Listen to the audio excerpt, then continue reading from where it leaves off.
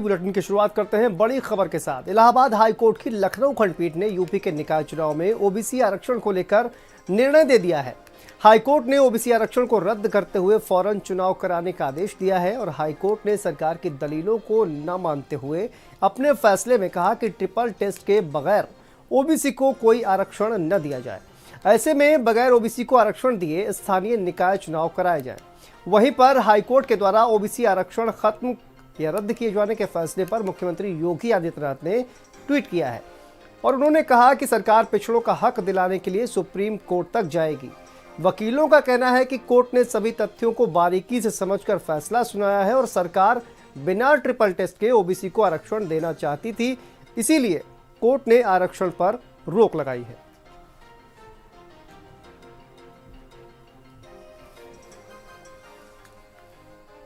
आवश्यक हो तो आप बिना ओबीसी आरक्षण के आप चुनाव कराइए, लेकिन अगर ये अत्यंत आवश्यक नहीं है तो आप, चूंकि ओबीसी वर्ग को राजनीतिक आरक्षण देना इसलिए आवश्यक है कि ओबीसी वर्ग में जितनी भी जातियां हैं सबको राजनीतिक प्रतिनिधित्व मिले। निकाय चुनाव का जो आरक्षण का एक नोटिफिकेशन आया था 5 दिसंबर का, उसको माननीय न्यायालय ने रद्द कर दिया है और सरकार को ये स्पष्ट रूप से निर्देशित किया है कि जब तक सुप्रीम कोर्ट के निर्णय के अनुसार आप डेडिकेटेड कमीशन नहीं बना लेते या ट्रिपल टेस्ट की फॉर्मेलिटी नहीं पूरी कर लेते, तो ट्रिपल टेस्ट की फॉर्मेलिटी पूरी करने के बाद ही आप किसी भी ओबीसी वर्ग को आरक्षण आप चुनाव में देंगे। भाई हमारी ये पिटीशन थी सारी अलाउ हुई हैं, तो नेचुरल ये हमारे लिए राहत की खबर है और कोर्ट ने ये डायरेक्ट किया है गवर्नमेंट को कि अगर आपको इलेक्शन कराना है 31 जनवरी जो आपका टर्म एंड हो रहा है उससे पहले, तो आप जितनी भी ओबीसी कैटेगरीज की आपने रिजर्वेशन की हैं उनको जनरल कैटेगरी में कंसिडर करते हुए आप इलेक्शन कराइए।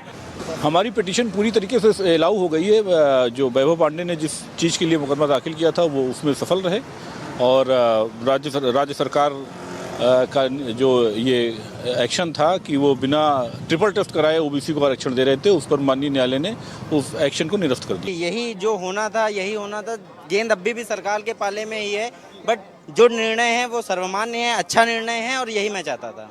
आगे के कदम कुछ नहीं, अब सरकार को डिसाइड करना है कि अगर उनको इलेक्शन अभी करवाने हैं, जनवरी माह में अगर इलेक्शन होने हैं तो उनको 4-1 हॉरिजॉन्टल आरक्षण रहेगा महिला का, उसके साथ साथ एससी, एसटी और अनारक्षित सीटों को डिवाइड करके आप इलेक्शन करवा सकते हैं। अत्यंत आवश्यक।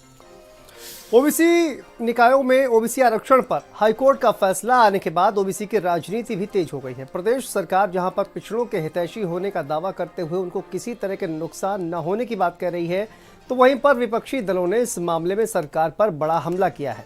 विपक्षी दलों का सीधा आरोप है कि बीजेपी सरकार आरक्षण के विरोधी है और वो ओबीसी आरक्षण को खत्म करना चाहती है।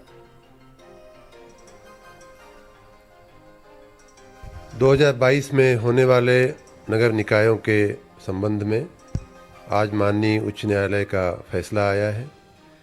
हम उस फैसले का अध्ययन कर रहे हैं, लेकिन एक बात निश्चित है कि माननीय उच्च न्यायालय ने जैसा कहा है उस प्रकार से आयोग गठित करके ट्रिपल टी की जो परीक्षा है या जो प्रक्रिया है उसे पास करते हुए ही और ओबीसी को आरक्षण देने के बाद ही हम चुनाव कराएंगे।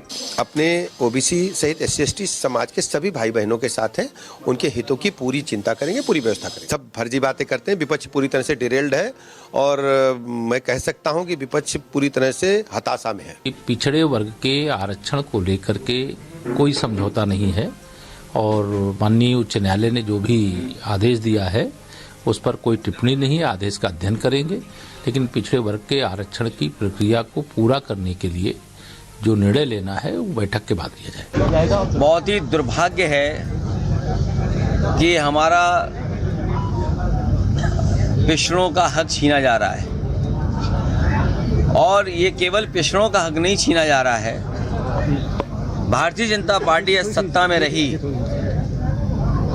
तो जो बाबा साहब भीमराव अम्बेडकर जी ने अधिकार दिए हैं उन अधिकारों को धीरे धीरे छीन लिया जाएगा। साजिश है और दुर्भाग्य ये है कि बहुत सारे कहने को हैं मंत्री उत्तर प्रदेश में ओबीसी के, सब बंधुआ मजदूरों की तरह हैं। खास तौर से एक मंत्री जो लगातार बयान देता है उल्टे सीधे, जिसका मुंह कभी बंद ही नहीं रहता है, डिप्टी चीफ मिनिस्टर, वो अब क्यों बंद है इस पर नहीं बोल रहा है। इन सब की साजिश है।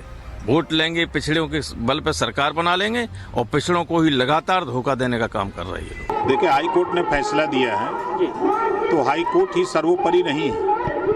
लोकसभा विधानसभा सर्वोपरि है ना।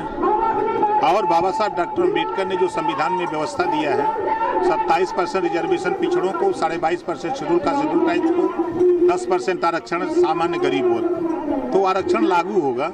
अभी हाई कोर्ट ने दिया है ना, अभी सुप्रीम कोर्ट बाकी है ना। आज जो हाई कोर्ट का फैसला नगर निकाय के चुनाव के संबंध में आया है, इससे एक बार फिर साबित हुआ है कि भारतीय जनता पार्टी पिछड़ों के खिलाफ है, पिछड़ों के आरक्षण के खिलाफ है, पिछड़ों को उनका हक देने के खिलाफ है।